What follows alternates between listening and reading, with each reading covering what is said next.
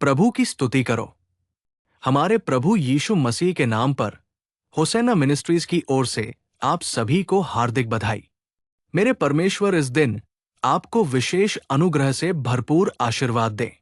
प्रिय प्रियजनों, मैं पवित्र शास्त्र से प्रकाशित वाक्य की पुस्तक अध्याय 1 श्लोक 8 से पढ़ रहा हूं। ध्यान से सुनो। मैं अल्फा और ओमेगा हूं, शुरुआत और अंत, प्रभु कहते हैं, जो है और जो था और जो आने वाला है, सर्वशक्तिमान। इस श्लोक में हमें जो ध्यान में रखना चाहिए वो वाक्यांश है, प्रभु सर्वशक्तिमान कहते हैं। जब हम इस पर ध्यान देते हैं तो यह स्पष्ट हो जाता है कि हमारा परमेश्वर सर्वशक्तिमान परमेश्वर है। क्योंकि जब हमें अपने परमेश्वर के बारे में ज्ञान नहीं होता है तो हमारे कदम लड़खड़ा जाते हैं, हमारी दृष्टि बदल जाती है, हमारा विश्वास कमजोर हो जाता है। हम उस चीज का इंतजार नहीं कर सकते जिसका इंतजार किया जाना चाहिए। हम उस पर विश्वास नहीं कर सकते जिस पर विश्वास किया जाना चाहिए। और हम उन आशीषों को भी प्राप्त नहीं कर सकते जो प्राप्त होने वाली है, क्योंकि हम नहीं जानते कि हमारा परमेश्वर कौन है। यदि हम उनमें से बन जाते हैं जिन्होंने उसे जाना है, यदि हम उनमें से हैं जो उसे समझते हैं, तो ये हमें उस पर पूरी तरह से विश्वास करने में मदद करता है। इसलिए हमारे लिए यह स्पष्ट रूप से समझना अत्यंत आवश्यक है कि हमारा प्रभु कौन है, वो कितना शक्तिशाली है और उसके पास कितनी क्षमता है। इस श्लोक में हमारे प्रभु को सर्वशक्तिमान कहा गया है। कुछ विभागों में कुछ अधिकारी होते हैं जिनका अधिकार केवल उस विशेष विभाग पर होता है। उदाहरण के लिए सिंचाई विभाग, शिक्षा विभाग, चिकित्सा विभाग ऐसे खंडित विभाग हैं और प्रभारी लोग केवल उन क्षेत्रों तक ही सीमित हैं। लेकिन हमारा प्रभु सर्वशक्तिमान है जिसका सभी पर अधिकार है। जब आप पवित्र शास्त्र में मैथ्यू अध्याय 8 श्लोक 26 पढ़ते हैं तो आप पाते हैं कि उसने उनसे कहा, हे अल्पविश्वासियों, तुम क्यों डरते हो? फिर वो उठा और हवाओं और समुद्र को डांटा और एक बड़ी शांति हो गई। इस श्लोक में हम क्या देखते हैं? उसके पास सृष्टि पर अधिकार है, क्योंकि उस नाव में हर कोई घबराहट से अभिभूत था। जीवन की सारी उम्मीदें खत्म हो रही थी। वे इधर उधर भटक रहे थे, परेशान थे और उन्हें लगा कि बचने का कोई रास्ता नहीं है। उस समय प्रभु खड़े हुए और हवा और समुद्र को डांटा। कुछ मामलों में ऐसी आपदाओं के दौरान सरकार घोषणा करती है, निचले इलाकों के सभी लोग ऊंची जगहों पर चले जाएं, और वे जनता को सचेत करते हैं। लेकिन वे हवा, बारिश या बाढ़ को नहीं रोक सकते। वे भागने के लिए कोई रास्ता चुन सकते हैं, लेकिन किसी के पास उन्हें रोकने की शक्ति नहीं है। लेकिन हमारे प्रभु, जब हवा चल रही हो, जब लहरें ऊंची उठ रही हो, उन्होंने लंगर फेंकने या नाव को दूसरी दिशा में मोड़ने का सुझाव नहीं दिया, बल्कि उन्होंने हवा और समुद्र को डांटा जो उन्हें डरा रहे थे। उन्होंने उस सृष्टि को डांटा जो उनके सामने हार के पहाड़ की तरह खड़ी थी। इसका मतलब है कि सृष्टि पर उनका अधिकार है, क्योंकि सब कुछ उनके वचन से बनाया गया था, है ना? ये चीजें उनके मुंह के वचन से बनी थी, है ना? उनके पास उन पर पूरा अधिकार है। उनके पास उन्हें आदेश देने की शक्ति है। मेरे प्यारे भाइयों और बहनों, उसने समुद्र के लिए एक सीमा निर्धारित की। उसने अपनी आज्ञा से हवा बनाई। उसने नदियों को आज्ञा दी। उसने पहाड़ों को आज्ञा दी। हम इन सभी बातों को शास्त्रों में पढ़ते हैं। नदियां, पहाड़ियां और पर्वत उसकी उपस्थिति में ताली बजा रहे हैं। ऐसा कहा जाता है कि वे आनंदित होते हैं। एक शब्द में, वे उसके वचन के आज्ञाकारिता में जी रहे हैं। वो इतना अधिकारपूर्ण परमेश्वर है।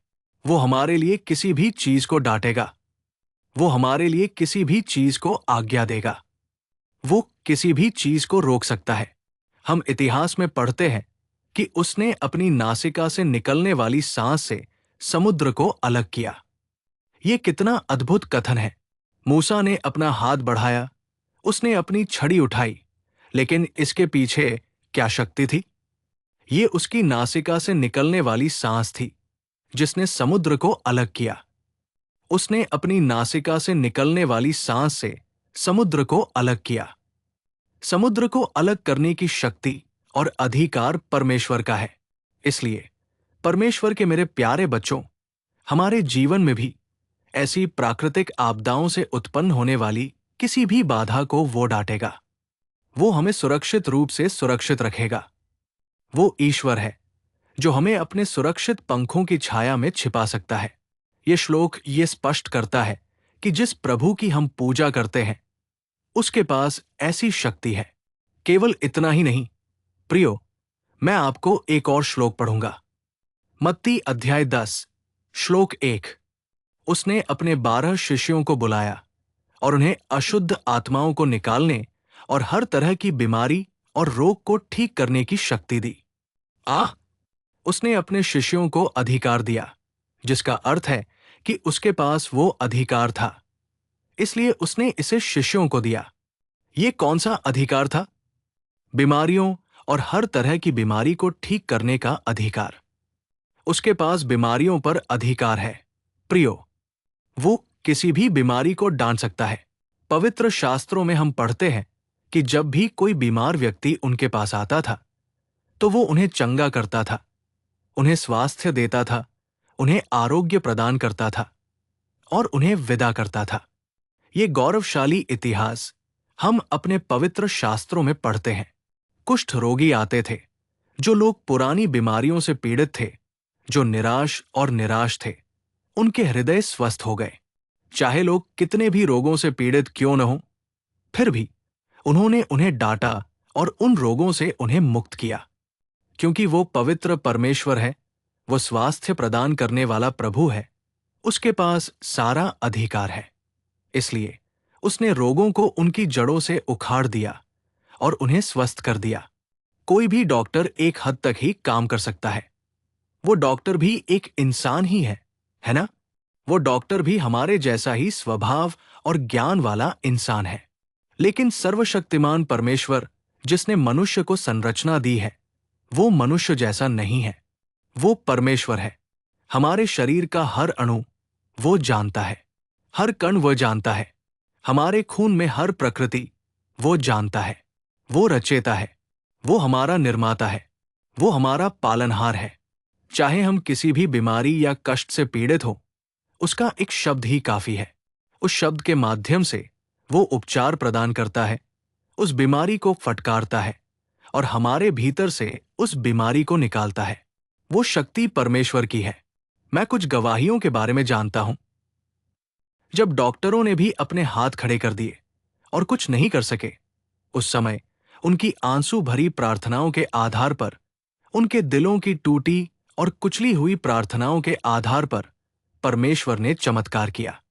उसने उन्हें मृत्यु के कगार से वापस जीवन मिलाया। मैं उन महान गवाहियों में से कुछ को जानता हूं, सिर्फ एक या दो नहीं। मैं कई गवाहियां बता सकता हूं। जब डॉक्टरों ने कहा, इस व्यक्ति के पास बस कुछ ही घंटे बचे हैं, आप इसे घर ले जा सकते हैं, उस पल परमेश्वर ने दया की और उसे जीवित कर दिया। मैंने कई महान गवाहियां सुनी हैं। सिर्फ उनके जीवन में ही नहीं, बल्कि हमारे जीवन में भी वो शक्तिशाली परमेश्वर है जो ऐसा कर सकता है। उसने उन दिनों हिजकिय्याह के लिए ऐसा किया था। उसने उन दिनों हमारे पूर्वजों के लिए ऐसा किया था। सिर्फ तभी नहीं, सिर्फ कल ही नहीं, सिर्फ आज ही नहीं, सिर्फ कल ही नहीं, वो युग के अंत तक चमत्कार करेगा। वो अल्फा और ओमेगा है। वो आरंभ और अंत का परमेश्वर है। ये कहना उचित नहीं है, उसने तब किया था, लेकिन अब वो बूढ़ा हो गया है और अब ऐसे महान कार्य नहीं कर सकता। वो बूढ़ा नहीं होता, उसमें शक्ति की कमी नहीं है। वो सर्वशक्तिमान, सर्वशक्तिशाली परमेश्वर, महान परमेश्वर है जिसके पास बीमारी पर अधिकार है। जो लोग उसके पास आए, उसने उन्हें चंगा किया, उन्हें स्वस्थ किया, उन्हें आशीर्वाद दिया और उन्हें भेजा। वो बहुत ही शानदार प्रभु है। मैं आपको एक और शब्द याद दिलाऊंगा। मैं यूहन्ना के सुसमाचार अध्याय 10 श्लोक 18 को पढ़ रहा हूं। कोई इसे मुझसे नहीं छीन सकता, बल्कि मैं इसे स्वयं देता हूं। उसके पास जीवन पर अधिकार है। कोई मुझे मार नहीं सकता या मेरा जीवन नहीं ले सकता। मैं इसे स्वयं देता हूं। ये कितना साहसिक कथन है। हम क्या सोचते हैं? वो बेचारा यीशु असहाय होकर मर गया। कोई भी उसके साथ खड़ा नहीं हुआ। कोई भी उनका साथ नहीं दे सका।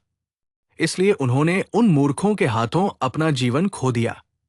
कुछ लोगों का यही अज्ञानी रवैया है। लेकिन वचन कहता है कि मेरे जीवन पर किसी का अधिकार नहीं है। पिलातुस ने भी कहा, मुझे तुम्हें दंड देने या मुक्त करने का अधिकार है। एक शब्द कहो।